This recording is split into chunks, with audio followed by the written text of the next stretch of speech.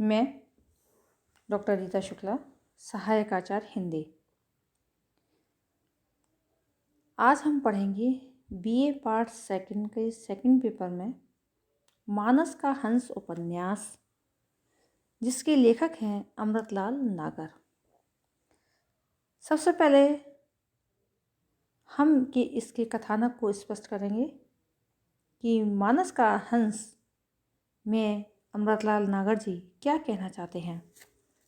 सबसे पहले भूमिका देखते हैं। मानस का हंस अमृतलाल नागर द्वारा लिखित ऐतिहासिक उपन्यास है। नागर जी ने इस उपन्यास में गोस्वामी तुलसीदास जी की जीवन गाथा को आधार बनाया है। इस उपन्यास में तुलसीदास जी का स्वरूप चित्रित किया है। वह एक सहज मानव का रूप है। उपन्यास में कार ने तत्कालीन समाज के विविध पक्षों के ऐतिहासिक परिवेश को बड़ी कुशलता के साथ चित्रित किया है। इसमें पहला आता है बालक का अभुक्त मूल नक्षत्र में जन्म। उपन्यास का आरंभ राजापुर गांव में माई के थान पर बैठी औरतों की खुसर फुसर से होता है।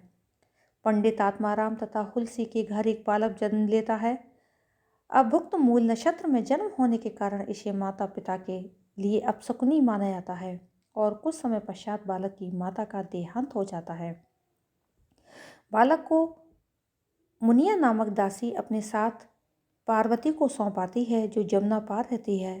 पार्वती बालक को रामबोला कहकर बुलाती है। रामबोला भिक्षा मांगकर अपना व अपनी पार्वती अम्मा का जीवन यापन करता है। एक दिन बालक रामबोला कुछ लड़कों के साथ गुल्ली डंडा खेल रहा था, लेकिन उसे पुत्तन महाजन ने छुआछूत का भय दिखाकर वहां से भगा दिया। आचार्य शेष सनातन और रामबोला। रामबोला शेष सनातन के घर नौकर का काम करता था। वह निर्भय होकर अपने मित्र गंगाराम के साथ शेष सनातन की पाठशाला में अध्ययन करता। एक दिन गंगाराम के मुख से वह मेघा भगत का नाम सुनता है। तुलसी मेघा भगत से मिलने के लिए आतुर हो जाते हैं, क्योंकि मेघा भगत वाल्मीकि कृत रामायण का पाठ करते हैं। एक भारी भीड़ को हटाते हुए तुलसी मेघा भगत के पास पहुंच जाते हैं। तुलसी को देख मेघा भगत की मूर्छा टूट आंखें खुल जाती हैं और भगत तुलसी से रोज आने का आग्रह करते हैं। नंददास से भेंट। दिल्ली, बनारस, मथुरा और ब्रज घूमते घूमते उन्हें कृष्ण भक्त नंददास से भेंट होती है। वे नंददास के साथ कुछ समय व्यतीत करते हैं। प्रयाग होते हुए तुलसी तथा मेघा भगत विक्रमपुर आ जाते हैं। वहाँ राजा भगत की उनसे भेंट होती है। राजा भगत से चर्चा करते हुए तुलसी अपनी जन्मभूमि राजापुर का नाम लेते हैं। दोनों में प्रेम हो जाता है।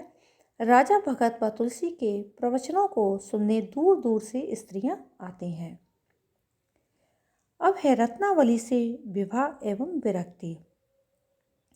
रत्नावली पाठक जी की पुत्री थी। तुलसी दीनबंधु पाठक जी के घर जाते थे। पाठक जी तुलसी को अपना दामाद बनाना चाहते थे। 7 दिन तक पाठक जी के घर प्रवचन का आयोजन होता है। रत्नावली से तुलसी की भेंट करवाई जाती है। तुलसी का विवाह रत्नावली से होता है। पुजारी के एक लड़के की चर्चा के बाद रत्नावली अपने पति के पैर धोती हैं। यहाँ तुलसी को अपनी पत्नी के प्रति अनुरक्ति और विरक्ति दोनों ही रूपों में चित्रित किया गया है। रत्नावली अपने मायके गई हुई थी। तुलसी आंधी तूफान की परवाह किए बगैर अपनी पत्नी से मिलने उनके पियर जाते हैं और वहाँ रत्नावली तुलसीदास को फटकारती हैं। स्वप्न में जानकी जी के दर्शन। आगे उपन्यासकार लिखता है कि तुलसी गंगा के समीप सीता वट के नीचे सो रहे हैं।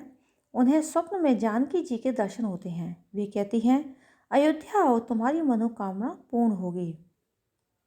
और वह तुलसीदास जी अयोध्या जाकर रामानुज मठ के गोस्वामी पद का स्वीकार करते हैं और वहाँ कथा वाचन करने लगते हैं। रामायण के रचने का संकल्प। तुलसीदास जी अष्टमी के दिन से अपना काव्य लिखना आरंभ कर देते हैं। इसके बाद तुलसी काशी जाकर अपने मित्र गंगाराम के साथ वहाँ रहना आरंभ कर देते हैं। कुछ लोग तुलसी को परेशान करते हैं, उनकी झोंपड़ी तक जला देते हैं। तुलसी की काव्य रचना अब अरण्य कांड तक पहुँच चुकी थी। सीताहरण की चर्चा करते हैं, लेकिन कुछ लोग तुलसी की निंदा करते हैं। गोस्वामी तुलसीदास तुलसी बन जाते हैं। गोस्वामी जी मठ में भगवान कृष्ण की आरती उतार रहे हैं। उसी समय रत्नावली को साथ लिए राजा भगत आते हैं। रत्नावली और तुलसीदास जी के बीच विनयपूर्व बातचीत होती है। अंत में रत्नावली रामचरितमानस की प्रतिलिपि तथा पुनः दर्शन पाने का वचन लेकर वहाँ से चली जाती है और तुलसी काशी के पंडित मधुसूदन के पास को अपनी राम कथा सुनाने लगते हैं। रोग सैया और तुलसी। उपन्यास के अंत में तुलसीदास जी रोग सैया पर पड़े हुए हैं। समस्त काशीवासी उनके इर्द गिर्द बैठे हैं और तुलसीदास जी एक स्वप्न देख रहे हैं। अपनी विनय पत्रिका को वे राम दरबार में पहुंचाना चाहते हैं। विनय पत्रिका की एक पंक्ति गाते गाते स्वर्गवासी हो जाते हैं। उन्हें खाट से नीचे उतार लिया जाता है। वर्षा हो रही थी, सबकी आंखें भी वैसे ही बरस रही थी। उपन्यास इस बरसती आंखों के साथ साथ समाप्त हो जाता है। अब इसका निष्कर्ष है कि प्रारंभिक अवस्था में मानस के हंस में तुलसीदास के जन्म और उनके तत्काल निर्वासन से लेकर पार्वती के पास पलने, बाबा नरहरि से मिलने, काशी में शेष सनातन के यहाँ अध्ययन और हनुमान चालीसा की रचना, शास्त्री बनकर राजापुर लौटना, अपने मित्र राजा भगत से पर्याप्त यश मिलना चित्रित हुआ है। मध्यावस्था में राजापुर में एक शास्त्री और कथावाचक के रूप में उनकी ख्याति, मेघा भगत व मोहिनी नामक गायिका से परिचय, रत्नावली से उनका विवाह, ज्योतिषी के रूप में उनकी प्रतिष्ठा, रत्नावली से विवाद, गृह त्याग, अयोध्या में रहकर राम काव्य की रचना और संबंधी रचनाएं कथा को चरम उत्कर्ष प्रदान करती हैं। अंतिम अवस्था में पहुंचकर काशी में भाषा काव्य संबंधी विवादों में तुलसी की विजय, उनकी पत्नी से मिलने राजापुर आना और अपने हाथों से रत्नावली का अंतिम संस्कार करना आदि घटनाएं कथा के चरम को संकेतित करती हैं। इसी बिंदु पर आकर तुलसी का लोकनायक रूप उभरता है और वे मानव कल्याण में रत हो जाते हैं।